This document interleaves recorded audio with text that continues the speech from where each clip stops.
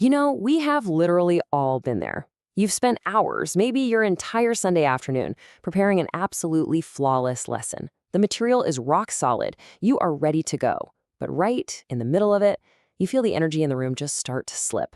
The noise rises. The clock is ticking. Suddenly, half the class is staring at the ceiling or whispering to a neighbor. It's that universal pit-in-your-stomach moment that can make even a 20-year veteran teacher feel a sudden wave of panic. It is incredibly frustrating, isn't it? But here is the most important truth we can establish right out of the gate today. Losing a room doesn't mean you're a bad teacher, and it definitely doesn't mean there are bad students. Often, we just mistake basic human biology and natural group dynamics for bad behavior. Validating that reality is step one for us, because blaming yourself or the kids, well, that only creates more friction. So how do you actually regain control without just raising your voice or relying on stressful, heavy-handed discipline? The most masterful educators I've seen don't use louder voices. They use smarter systems.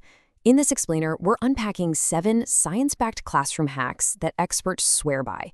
In fact, later on, I'm going to show you one that takes exactly 10 seconds to execute. Yet, it can instantly reset an entire room. Let's dive in. So let's start with connection before correction, because really, classroom management always comes back to the human element. Think about it.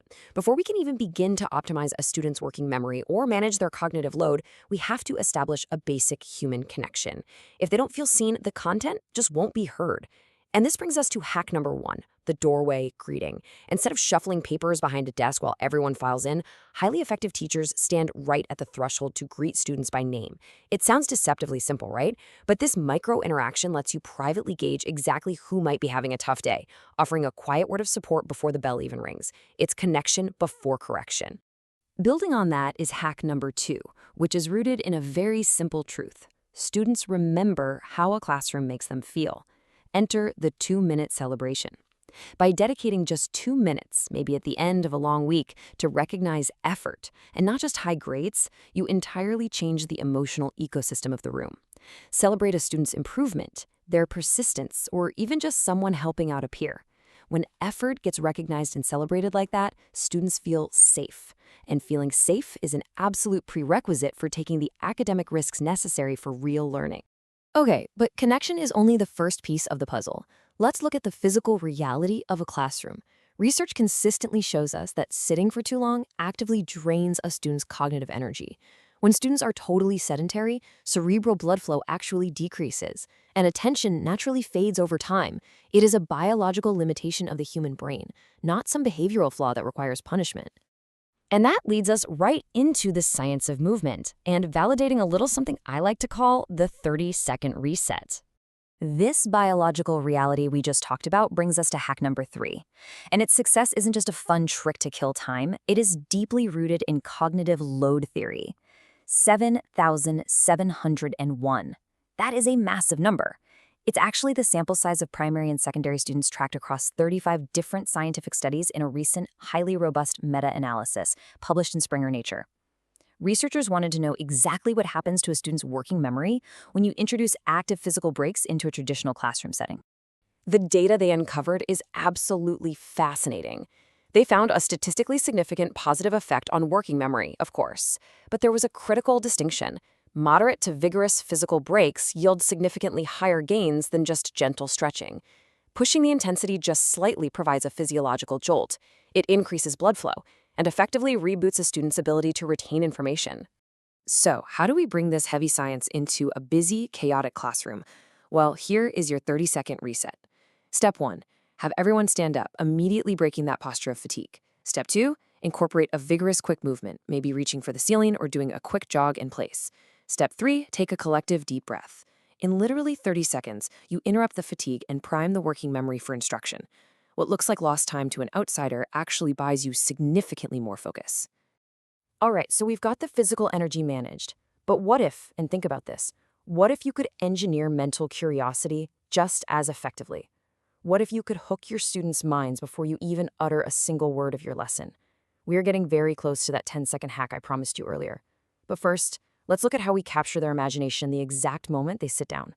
This brings us to hack number 4, the mystery question. This just involves placing a puzzle, a surprising fact, or a unique challenge prominently on the board before class even begins. You see, our brains are literally hardwired to solve open loops. It's like an itch we have to scratch. By placing a visual puzzle in the room, you leverage that innate human curiosity. Students walk in, they see the board, and they immediately begin guessing and debating with their neighbors. Curiosity becomes the engine of learning, all without a single instruction from you. And that perfectly sets up hack number 5, the one veteran educators call an absolute game changer, the 10-second challenge. Right before you transition into the core of your lesson, you pose a rapid problem. You might say, based on yesterday's experiment, what do you guys think happens next? You have 10 seconds, write it down. It is lightning fast, but it instantly transforms passive spectators into active participants. Engagement spikes because suddenly everyone has a stake in the answer. Now we're moving into becoming architects of focus, using environmental and nonverbal systems to our advantage. The most experienced educators, they act as architects of their environment. They shape behavior silently through physical structure. That's hack number 6, strategic seating. Classroom layout heavily dictates the flow of interaction, but the secret here is that there is no single perfect layout. There just isn't. There's only the perfect layout for today's specific cognitive demand. Rows minimize extraneous cognitive load when you need deep writing. Collaborative pods remove friction for group work. Seamlessly shifting the environment to match the task, that is the hallmark of a proactive system. Which brings us to our final strategy, hack number 7, the silent signal. Instead of exhausting yourself trying to talk over a rising tide of noise, which honestly only adds to the auditory chaos, you substitute your voice for a calm visual cue.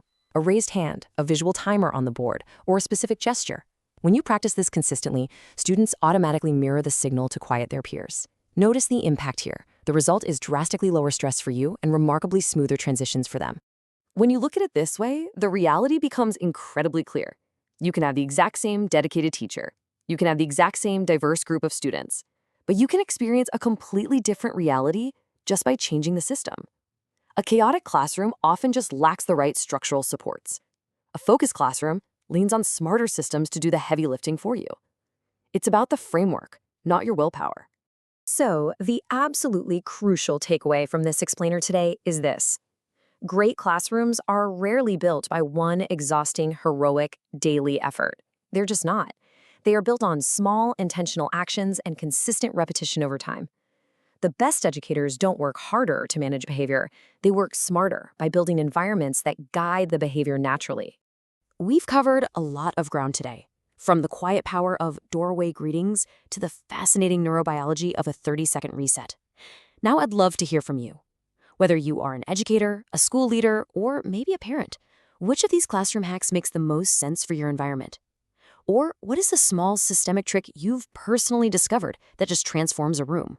Reflect on that, share your insights with our community, and keep exploring how small changes create monumental shifts in learning. Thank you so much for joining me for this explainer, and keep sparking that curiosity.